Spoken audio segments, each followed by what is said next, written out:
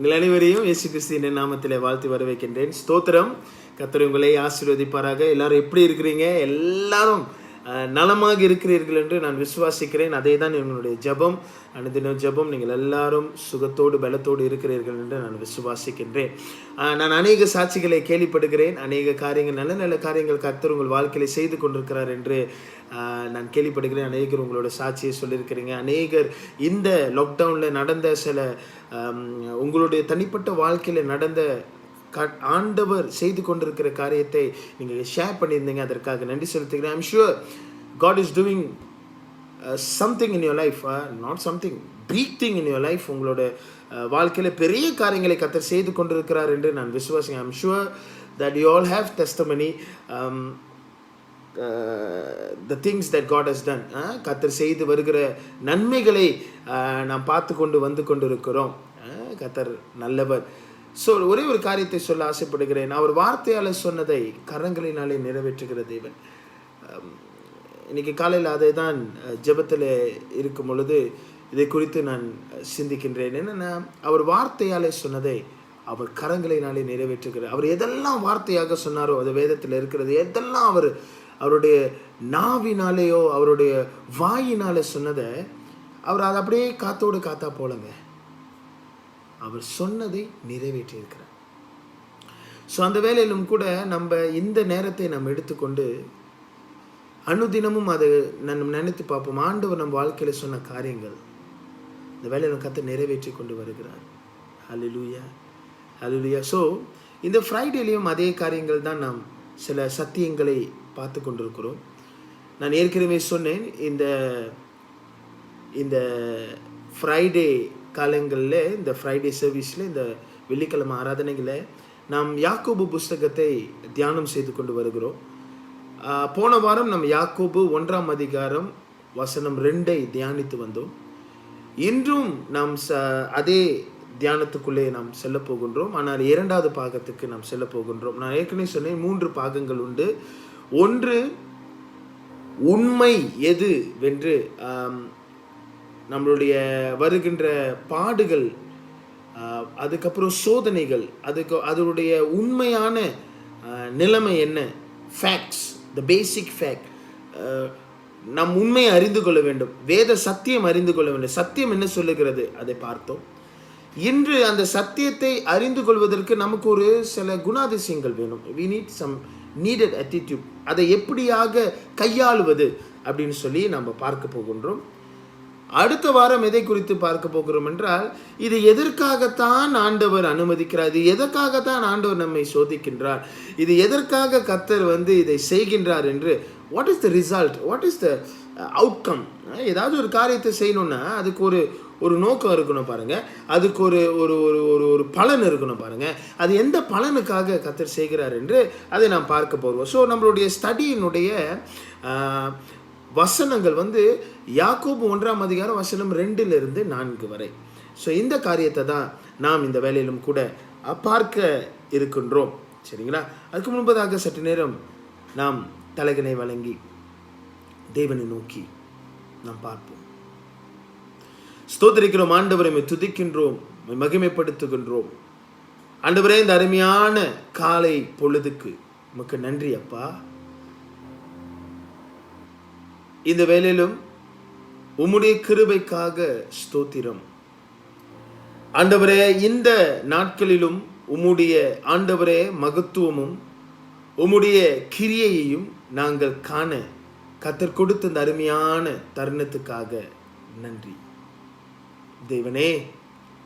அப்பா, இந்த நாளிலும் நீர் எங்களோடு கூட பேசும் ஆண்டவரே. உம்முடைய வார்த்தை ஜீவனுள்ள வார்த்தை கொண்டு நீர் எங்களோடு கூட பேச செபிக்கின்றேன்.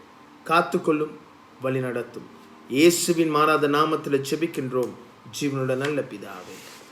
ஆமேன், ஆமேன், ஆமேன். இந்த வசனத்தை நான் வாசிக்கின்றேன். James chapter 1 verse 2 to 4. Consider it pure joy, my brothers, whenever you face trial of many kinds, because you know the testing of your faith develops perseverance. Perseverance must finish its works so that you may be mature and complete, not lacking anything. Hallelujah. என் சகோதரர்களே, பலவிதமான சோதனைகளுக்கு வரும் பொழுது, பாடுபடும் பொழுது சந்தோஷமாய் எண்ணுங்கள். அதை சந்தோஷமாக எண்ணுங்கள் என்ற பாகத்துக்கு நாம் வந்திருக்கின்றோம். சரிங்களா? நம்மளுடைய இன்றுள்ள தலைப்பு என்னன்னா, the needed attitude. அதாவது தேவைப்படுகிற இந்த பாடின் காலத்தில் நம்ம பாட அனுபவித்து கொண்டு இருக்கிறோம். இந்த பாடின் காலத்தில் நமக்கு தேவைப்படுகிற குணநலங்கள் என்ன? What are the attitude that we need during our trials? What is the attitude? அதை நம்ம கேட்போமானால், என்ன attitude, அது என்ன குணநலங்கள் அப்படின்னு நீங்கள் கேட்பீர்களானால்,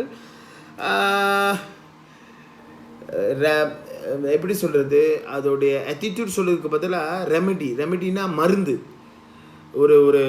ஒரு ட்ரையல்ஸை எதிர்கொண்டு வருவதற்கு நமக்கு இருக்க வேண்டிய மருந்து, ஃபாலோ பண்ணுகிற மருந்து என்னவென்றால், யூ வில் பி சர்ப்ரைஸ். நம்ம இதை கேட்குறப்பெல்லாம் ரொம்ப சர்ப்ரைஸ்னா, வேதம் என்ன சொல்லுதுன்னா, இந்த வசனம் என்ன சொல்லுதுன்னா, சந்தோஷமாக எண்ணுங்க. இப்போ கேள்வி என்னென்னா, நீங்கள் எல்லாரும் சிந்திப்பீங்க, இப்போ அவ்வளோ நெருக்கத்தின் மத்தியில் அடிபட்டு கொண்டு இருக்கிறோம், எப்படிங்க சந்தோஷமாக இருக்கணும்? It is a very surprising thing, very very surprising. It seems like illogical. இது லாஜிக் இல்லை. எப்படிங்க ஒரு கஷ்டமான சூழ்நிலை இருக்கும் பொழுது நான் சந்தோஷமாக இருக்கணும்? It is also கான்ட்ரடிக். இது சேராது. ஒன்று சந்தோஷமாக இருக்கணும், இல்லை கவலையாக இருக்கணும். ஒன்று சிரிச்சிட்டு இருக்கணும், இல்லை அழுதுகிட்டு இருக்கணும். ஆனால் இவர் என்ன சொல்கிறாருன்னா, நீ கஷ்டமான சூழ்நிலையில் கடந்து போகும் பொழுது கூட சந்தோஷமாக என்ன, இந்த அழுது கொண்டே சிரிக்கின்றேன் அப்படின்னு இருக்கும். சிலர் அழுவார், சிலர் சிரிப்பார். நான் அழுது கொண்டே சிரிக்கின்றேன் அப்படின்னு ஒரு பாட்டு இருக்குது, பார்த்தீங்களா? அதுதான் அர்த்தம் என்று நினைக்கின்றேன். அதை விட மேல் தான். ஆனால் இதை நம்ம அண்டர்ஸ்டாண்ட் பண்ணிக்கணும்னு இதுதான். சிலர் அழுவார், அது அழுகை. சிலர் சிரிப்பார், நான் அழுது கொண்டே சிரிக்கின்றேன். அப்படின்னா நான் கடந்து போயிட்டே இருக்கிறேன், ஆனால் எனக்கு ஒரு சந்தோஷம் இருக்குது. அது சந்தோஷமாக என்ன வேண்டும் என்று ஜேம்ஸ் இங்கே சொல்லுகிறதை நாம் பார்க்கின்றோம். நிறைய பேர்த்துக்கு இந்த சத்தியங்கள் எப்படிங்க, ஒரு கஷ்டம் நடந்து போய் கொண்டிருக்கிறது, அதில் எப்படிங்க நம்ம சந்தோஷம் அடைகிறது? கஷ்டமான ஒரு சூழ்நிலை போய் கொண்டிருக்கிறது, அப்படி எப்படிங்க நாங்கள் சந்தோஷமாக இருக்கிறது? இட் இஸ் நாட் லாஜிக்ங்க. இது ஒரு முட்டாள்தனங்க. இது எப்படிங்க ஆகும்? நான் சொல்கிறேங்க, வேதம் அப்படி தான் சொல்லுது. அதை தான் இன்றைக்கி நம்ம பார்க்க போகிறோம். இந்த சந்தோஷப்படுங்கள் என்று சொல்லுவதற்கு என்ன அர்த்தம்? ஏன்னா இது மூல பாஷைகளில் இந்த சந்தோஷம் என்று சொல்கிற வார்த்தை ரொம்ப முக்கியமான ஒரு வார்த்தையாக இருக்கிறது. நம்ம நிறைய பேர் கேட்குறோம், how it possible to be joyful in this time of trials? இந்த கஷ்டமான சூழ்நிலை எப்படி, என்ன சாத்தியங்க? எப்படி பாஸ்டர் இந்த சாத்தியம், நான் சந்தோஷமாக இருக்க முடியும்? எப்படி சாத்தியம்? எனக்கு ஒரு வியாதி வந்துச்சுன்னா எப்படிங்க நான் சந்தோஷமாக இருக்கிறது? ஆக்சிடென்ட்ஸ் நடந்துச்சு, எப்படிங்க நான் சந்தோஷமாக இருக்கிறது? பெயின் கடந்து போகிற ஒரு சூழ்நிலை கடந்து போகிற எப்படிங்க சந்தோஷமாக இருக்கிறது? நான் சோகமாக இருக்கிறேன், எப்படிங்க அது சந்தோஷமாக நான் கருதுறது? நிறைய பேர் ஏமாற்றி இருக்கிறாங்க, ஆண்டவரே டிசப்பாயின்மெண்ட்டில் இருக்கிறேன், ஒரு ஏமாற்றத்துக்குள்ளே இருக்கிறேன், எப்படி ஆண்டவரே இதை நான் சந்தோஷமாக ஏற்றுக்கொள்வது? பாடுபட்டு கொண்டு இருக்கிறேன், ரொம்ப சஃபரிங்காக இருக்கிறேன், அது எப்படிங்க சந்தோஷமாக ஏற்றுக்கொள்வது? மரணம் என்னை சந்திச்சிச்சிங்க, அது எப்படிங்க நான் சந்தோஷமாக ஏற்றுக்கொள்ளுகிறது என்று நிறைய கேள்வி. What how is possible? இந்த வசனத்தை வாசிக்கும் பொழுது இதெல்லாம் கேள்வி. பிசாசு நெருக்கும் பொழுது எப்படிங்க சந்தோஷமாக இருக்கும் பொழுது இருக்க முடியும் என்ன நம்ம கேட்கலாம். ஹல்லேலூயா. இன்னைக்கு அதான் பார்க்க போகிறோம். The word joy உண்மையிலே என்ன? What is the real meaning of joy? சரிங்களா? ஓகே, இந்த வேலையில் கூட இந்த பகுதியிலிருந்து 2 வார்த்தைகள், போன வாரம் 2 வார்த்தை பார்த்தேன், இந்த வார்த்தையில் 2 வார்த்தைகள் ரொம்ப முக்கியமான வார்த்தைகள். அதை நம்ம அண்டர்ஸ்டாண்ட் பண்ணிக்கொள்ள வேண்டும் என்றால் இந்த 2 வார்த்தைகள் ரொம்ப முக்கியமான வார்த்தைகள். ஒன்று கான்சிடர், எண்ணுங்கள் அப்படின்னு ஒரு வார்த்தை இருக்கும். 2வது ஜாய். சரிங்களா? நம்மளுடைய இப்போ தியான பகுதி என்னென்னா, consider it joy, consider it pure joy, consider it. இப்போ நீங்கள் இங்கிலீஷில் பார்த்தீங்கன்னா சில வேலைகள் வந்து consider it pure joyன்னு போட்டிருக்கோம், consider அப்படி போட்டிருக்கோம். சில டிரான்ஸ்லேஷனில் வந்து கவுண்ட் அப்படின்னு போட்டிருக்கோம், எண்ணுங்கள் அப்படின்னு போட்டிருக்கோம். சரிங்களா? consider எண்ணுங்கள் அப்படின்னு. ஸோ அதை தான் நம்ம பார்க்க போகிறோம். சந்தோஷமாக எண்ணுங்கள், அதை தான் நாங்கள் பார்க்க போகின்றோம். சரி, முதல் வார்த்தையை பார்ப்போம். consider ஓ கவுண்ட், எண்ணுங்கள் இல்லை கன்சிடர் பண்ணுங்கள், அதை அறிந்து கொள்ளுங்கள் அப்படின்னு பார்க்கப்ப இதோடைய மூல பாஷைகளில் கிரேக்கில் இதுக்கு பேர் வந்து எக்யோமாய் அப்படின்னு அர்த்தம். எக்யோமாய் என்றால் என்ன அர்த்தம் அப்படின்னா, இதுக்கு 2 அர்த்தங்கள் உண்டு, நிறைய அர்த்தங்கள் உண்டு. ஆனால் இதை அண்டர்ஸ்டாண்ட் பண்ணிக்க வேண்டும். கன்சிடர் அப்படின்னா இதை நம்ம புரிந்து கொள்ள வேண்டும் என்றால், கன்சிடருக்கு என்ன அர்த்தம், எகோமாய்க்கு என்ன அர்த்தம் என்றால், ஒரு காரியம் வருவதற்கு முன்பதாக நம்ம வந்து நிதானிக்கணும். So to be a leader அப்படின்னா to have authority over, to be a leader, to go before. இப்போ சோகத்துக்கு முன்பதாக நம்ம இந்த காரியத்தை வச்சிடணும். We have to think. இது வந்து மனசு சம்மந்தப்பட்டது, இது மைண்டு சம்மந்தப்பட்டது, அண்டர்ஸ்டாண்டிங் சம்மந்தப்பட்டது. அப்படின்னா ஒரு காரியம் நடந்து கொண்டிருக்கிறது, அந்த காரியத்தை நம் ஜட்ஜ் பண்ணுறதுக்கு முன்பதாக, அந்த காரியத்தை தப்பாக ஜட்ஜ் பண்ணுறதுக்கு முன்பதாக, ரைட்டாக ஜட்ஜ் பண்ணுறதுக்கு, ரைட்டாக நியாயம் தீர்ப்பதற்கு அதை நம்ம உட்காந்து சிந்திக்கணும். அதான் கன்சிடர்னு அர்த்தம். ஏதாவது ஒரு தீர்மானங்களை எடுக்கிறதுக்கு முன்பதாக அதை நாம் சற்று நேரம் அமைதியாக இருந்து திங்க் பண்ணணும், அதுன்னு அர்த்தம். ஸோ எகோமாய் means to be a leader, give authority mind before you decide something, before you think of something, before you want to judge it correctly. If you want to judge correctly, நீங்கள் அதை நன்றாக, அது ஏன் நடந்தது என்று நன்றாக யோசிக்கும் பொழுது சில காரியங்கள் எல்லாத்தையும் நிதானிக்கணும், கன்சிடர் பண்ணணும், அது கொஞ்சம் எண்ணணும். ஸோ அடுத்த மீனிங் டு இவாலுவேட், அது கொஞ்சம் எண்ணணும், தராசு மாதிரி இவாலுவேட் பண்ணணும். எது நல்லது, எது கெட்டது, எது நல்லது, எது கெட்டதுன்னு நிதானிக்கிறது தான் அதுக்கு பேர் கன்சிடர். கவுண்ட், இவாலுவேட், ஸ்விட்ச் யோர் மைண்ட், அதான் அர்த்தம். அப்படின்னா யூ ஹேவ் டு ஸ்விட்ச் your mind before you judge the situation. You have to think, you have to see, you have to evaluate. அதுதான் அர்த்தம். நிதானிக்கணும், நிதானத்துவம் அப்படின்னு அர்த்தம். 2வது வார்த்தைக்கு போவோம். 2வது வார்த்தை என்ன, ஜாய். இந்த ஜாய்க்கு அர்த்தம் என்னவென்றால் காரா.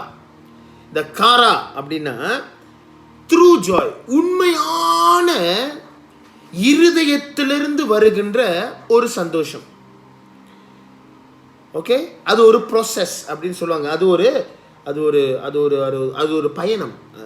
இது வந்து இந்த ஜாய் எங்கிறது வருது அப்படின்னா, இந்த சந்தோஷம், இந்த களி கூறுதல், சந்தோஷமாக எண்ணுங்கள், இந்த சந்தோஷம் வந்து தேவனிடத்திலிருந்து வருகிறது. சரிங்களா? அது ஒன்று. It is come from God. இதை யார் உள்ளுக்கு நம்மளுக்கு வைக்கிறா அப்படின்னா, பரிசுத்த ஆவியானவருடைய கனி.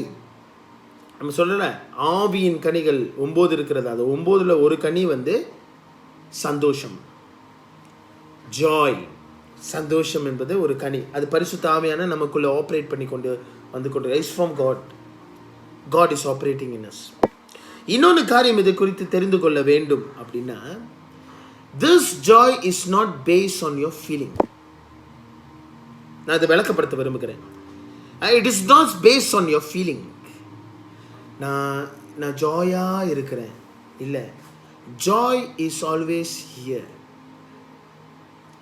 கிரேக்க மொழியில் இது அர்த்தம் என்னன்னா, சந்தோஷம் it is here and here. ஆனால் நிறைய பேர் சந்தோஷத்தை இங்கே வச்சிருக்கிறோம். நான் தான் எப்போதுமே சொன்னேன், இதுக்கும் கனெக்ஷன் இருக்கிறது. சரிங்களா? அதனால தான் இதை எண்ணுங்கள்னா இங்கே ஆரம்பிக்குது. ஜாய் எங்கே, இங்கே. But it's not feelings. Okay, நான் விளக்கப்படுத்த விரும்புகிறேன். நீங்கள் மெத்தியூ 13ஆம் அதிகாரம் வசனம் 20-21 நீங்கள் வாசிச்சிங்கன்னா அதில் போடப்பட்டிருக்கிறோம். என்ன போடப்பட்டிருக்கிறோம் என்றால், ஆண்டவர் வந்து அந்த விதையை போடுகிறதை பற்றி போடுவார். சில இடங்களில் விதை முதல் இடம் வழி அருகே விழுவும், ரெண்டாவது இடம் கற்பாறை மேலே விழுவும், இங்கே பாறை மேலே விழுவும். ஆனால் பாறை மேலே விழுதுன்னா என்ன அர்த்தம்னு கீழே வரும் பொழுது இந்த 20-21 நீங்கள் வாசிச்சிங்கன்னா, இந்த விதை உழுவும் பொழுது நல்ல விதை போய் உழுவோம். உளுந்துட்ட கையோட என்ன நடக்கணும், ரொம்ப சந்தோஷமாக இருக்குமா. They will take it in very joyful moment. ஆனால் கஷ்ட காலம் வந்துட்ட கையோட, ஒரு நெருக்க காலம் வந்துட்ட கையோட ஒரு நிதானம் இல்லாமல் அப்படியே சோர்ந்து போயிடுவாங்க. அப்போ this Joy it is only based on my own feeling இல்லை. உண்மையான ஜாய் என்னென்னா ரைட் அண்டர்ஸ்டாண்டிங்.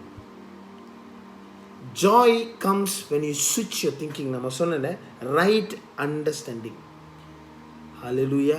ஃபார் எக்ஸாம்பிள் பாருங்கள், இதை பார்க்குறப்ப எனக்கு என்ன ஞாபகம் வருதுன்னா, இலாஸ்ட்ரேஷன் என்னென்னா, இதே ஞாபகம் வச்சுக்கோங்க. என்ன ஞாபகம் வச்சுக்கோங்க அப்படின்னா, ப்ரெக்னென்சி ஞாபகம் வச்சுக்கோங்க, கர்ப்பம். இது அம்மாமார்கள் இதை வந்து இதை ஒத்துக்கொள்வீர்கள் நான் விசுவாசிக்கிறேன். ஏன்னா சில வேளை நம்ம சொல்லுவோம்ல, உங்கள் பெயின் எனக்கு புரியும் அப்படின்னு சொல்லுவேன். எனக்கு ஒன்று ஞாபகம் இருக்கிறது, ராயன் பிறக்கும் பொழுது, ராயனும் ரிலாயாவும் பிறக்கும் பொழுதும் கூட என் மனைவி வந்து ப்ரெக்னெண்ட்டாக இருந்தாங்க. அது ஐம் ஷூர் நீங்களாம் கடந்து போயிருப்பீங்க, அப்பா அம்மார்கள் உங்களுக்கு நன்றாக தெரியும்.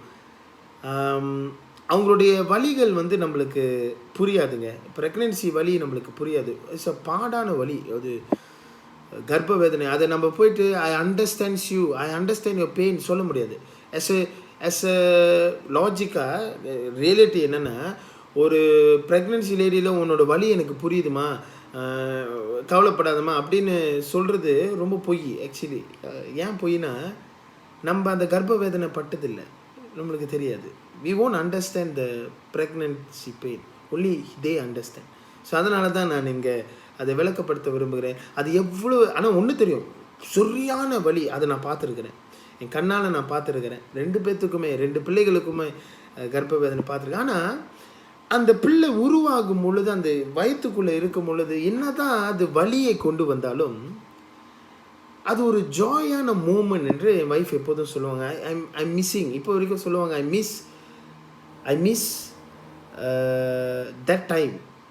Even though it's painful, but I miss the joyful moment that one baby is inside the stomach and limping, this one. அது ஒரு ஜாய்ஃபுல்லான மூமெண்ட். ஈவன் லூக்கா புஸ்தகத்தில் பார்த்தீங்கன்னா எலிசபெத் கூட லிம்பிங் இன்சைட் த இது இட்ஸ் அ ஜாய்ஃபுல் மூமெண்ட் பாருங்கள். But ஆனால் அந்த joyful moment, அந்த ப்ராசஸ் கடந்து போகும்பொழுது they set in the mind, என்ன செட் பண்ணிட்டாங்க, எஸ் இது ஜாய்ஃபுல் மூமெண்ட் கடந்து போகிறதுக்கு நான் சில பெயின்ஸ் அனுபவிக்கணும். Without pain there is no gain. But no pain no gain. So அதை நீங்கள் ஞாபகம் வைத்துக் கொள்ளும்படியாக ஜெபம். அதனால் பேபி வந்துட்டதுனால, அது பெயின் வந்துட்டதுனால, அதனால ஐயோ வேணாங்க, ஐயோ I you not enjoying, it's not a joy. Baby உள்ளுக்கு இருக்கிறது ஒரு ஜாய் இல்லையா? Yes, it's a joy. But you have to set in your mind is yes I take it in a joyful moment. என்ன தான் அது பெயின்ஃபுல்லாக இருந்தாலும் ராத்திரி தூங்க முடியாது. ராத்திரி படுக்கிற பொசிஷன் கூட ஒரே பொசிஷனில் படுத்து கிடக்கணும். அடிக்கடி எந்திரிச்சு வலி வந்துடும், காலு கிராம் ஆயிரும். அதெல்லாம் ஒரு பெயின்ஃபுல்லான மூமெண்ட்.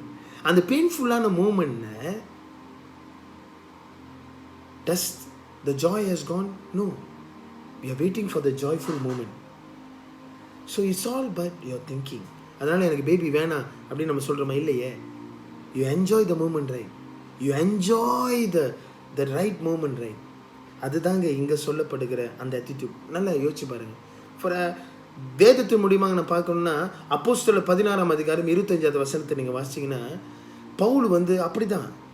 பவுலை வந்து கையை கட்டி போட்டாங்க, காலை செயின் பண்ணி போட்டுட்டாங்க. எதுக்கு? கர்த்தருடைய வசனத்தை சொன்னதுனால. அங்கே ஒரு பெரிய போராட்டம் வந்ததுனால அவனை தூக்கி வந்து போட்டுட்டாங்க. எங்கே? ஜெயிலில் போட்டாங்க. பவுலும் சீலாசும் அவங்க எப்படி இங்கே இருந்தாங்க? ஐயோ போட்டுட்டாங்க அப்படின்னு சோகமாக இருந்தார். இல்லையே, they have the right mind, right attitude. They never based on the feeling. even though they are going through into a trouble, they can still rejoice and sing songs to the Lord. That is the true joy. இப்ப கேள்வி என்னன்னா, சந்தோஷமாக இருக்கும் பொழுது நான் சந்தோஷமாக இருக்கின்றேன் என்று சொல்வதை விட, நான் துன்பத்தை கடந்து போகும் பொழுது நான் இன்னமும் சந்தோஷமாக இருக்கிறேன் என்று சொல்றீங்களா? சொல்ல முடியுதா? சொல்ல முடிஞ்சிச்சுன்னா நான் சொல்றேன், that is the true joy that James is talking about this. நான் என்னதான் கடந்து போனாலும் என் சிந்தனையில இன்னமும் நான் சந்தோஷமா இருக்கிறேன், இன்னமும் நான் சந்தோஷமா இருக்கிறேன் அப்படின்னு நம்ம சொல்லணுங்க. அதான் இந்த வசனம் சொல்லுது. Joy is not based on what you feel daily. If I feel, even though bad thing happens in your life, even though you are going through pain, even though you are going through persecution, even though you are going through some difficulties, you have a right mind to say, yes, I'm still joy in the Lord. Hallelujah. Joy in the Lord means என்னதான் நடந்தாலும் I always say, Lord, I'm still the joy is with me அப்படின்னு அர்த்தம். Hallelujah. Hallelujah. கர்த்தர் ஸ்தோத்திரம். ஆமென், ஆமென். So இந்த அடிப்படையில், இந்த வசனத்தின் அடிப்படையில் நம்ம ரெண்டு காரியங்களை பார்க்கணும். என்னென்னா, what we must do, what we must know and what we must do. அப்படின்னா இந்த வசனத்திலே இருக்கு பாருங்க. இந்த ஜாய்ஃபுல்லாக இருக்கிறதுக்கு நான் ஒரு காரியத்தை தெரிந்து கொள்ளணும். ஏன் நான் ஜாய்ஃபுல்லாக இருக்கணும்?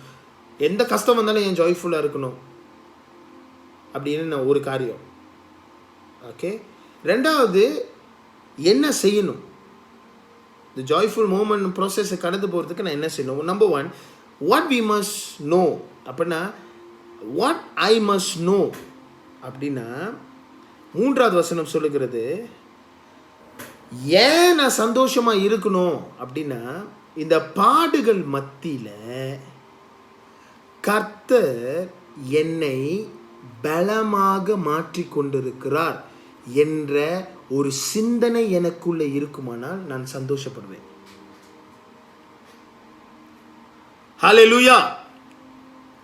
இந்த சோதனைகள் மத்தியில, இந்த வேதனைகள் மத்தியில, இந்த பாடுகளின் மத்தியில ஆண்டவர் என்னை பலனாக மாற்றிக்கொண்டிருக்கிறார். இந்த சோதனை காலங்கள் மத்தியில ஆண்டவர் என்னை இது கடந்து போக செய்திருக்கிறார் என்றால், என்னை இன்னும் பலமாக மாற்றுவதற்கு, என்னை இன்னமும் டெவலப் பண்ணுவதற்கு, என்னை இன்னமும் அவரை போல மாற்றுவதற்கு அந்த காரியத்தை எனக்குள்ளே செய்து கொண்டிருக்கிறார் பாருங்க. அதை நான் எண்ணும் பொழுது நான் சந்தோஷமா இருப்பேன். Hallelujah. Meaning, God is doing something.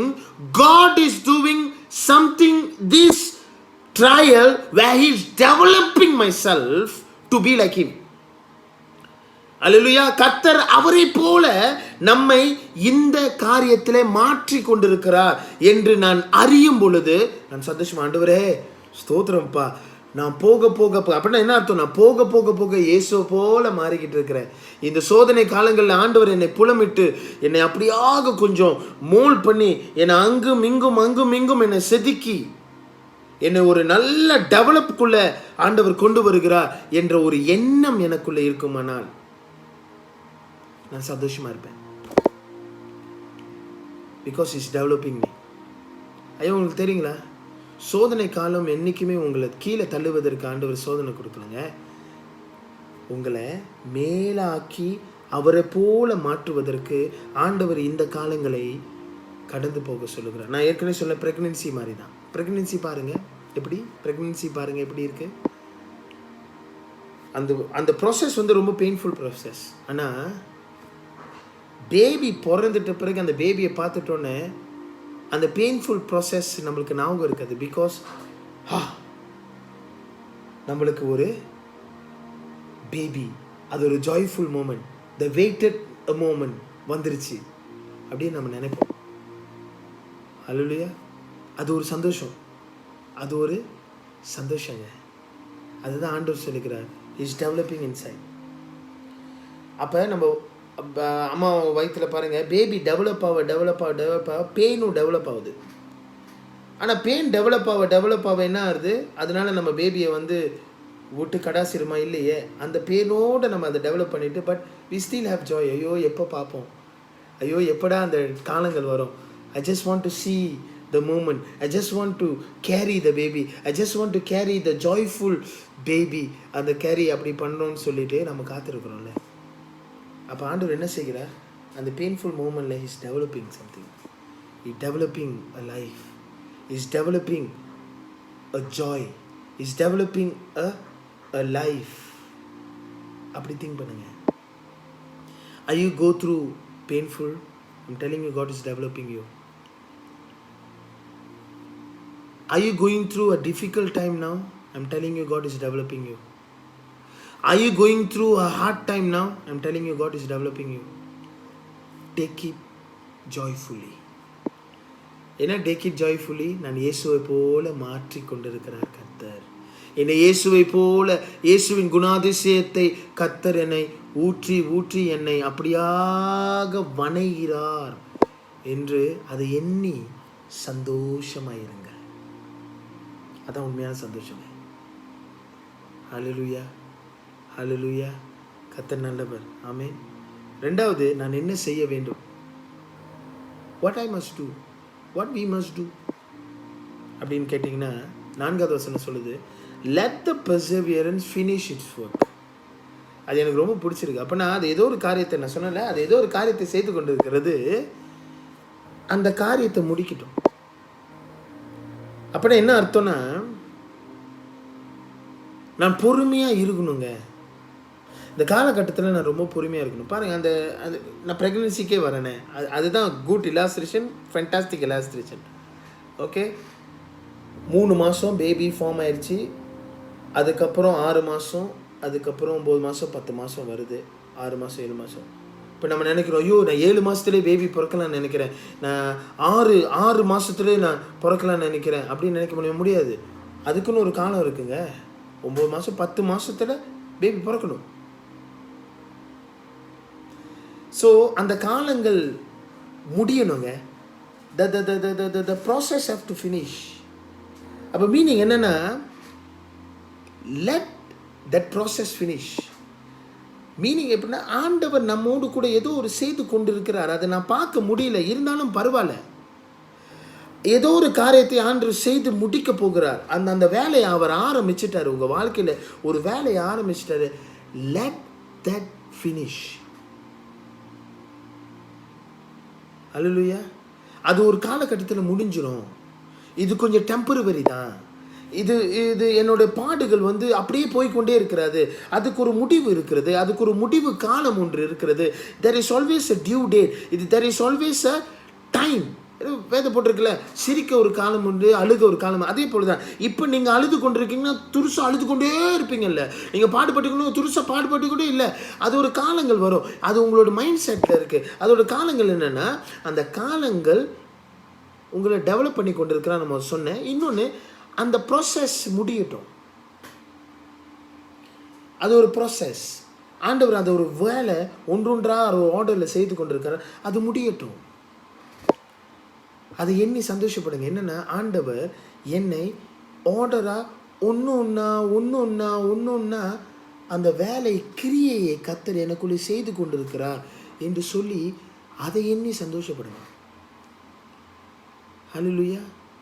என்ன சந்தோஷம் தெரியுங்களா? ஆண்டவர் என்னிலே ஒரு கிரியை ஆரம்பித்து விட்டார். ஆரம்பித்தவர் முடிக்க வல்லமை உள்ளவர். அதை முடிக்க இடம் கொடுங்க. முடிச்சிட்ட கையோட நாம் சந்தோஷமாக ஒரு காரியத்தை பெற்றுக்கொள்ள போகிறோம். அதை எண்ணி சந்தோஷப்படுங்கள்.